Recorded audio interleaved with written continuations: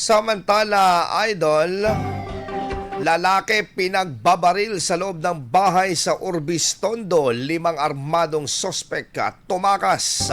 Para sa detalye kasama natin, Idol Jam Victorio. 104.7 IFM.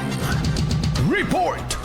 Isang residential area sa Barangay Baug, Urbiztondo, Pangasinan ang nabulabog matapos pagbabarilin sa loob mismo ng isang bahay ang isang 49 anyos na lalaki bandang alas 3:30 ng hapon noong Mayo 5.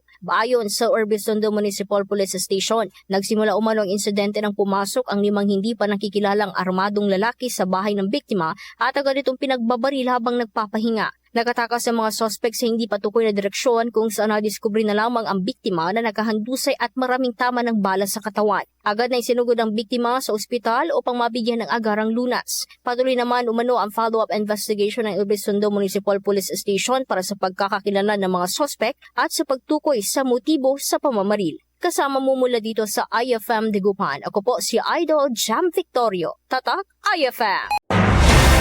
IFM News. IFM News. IFM News.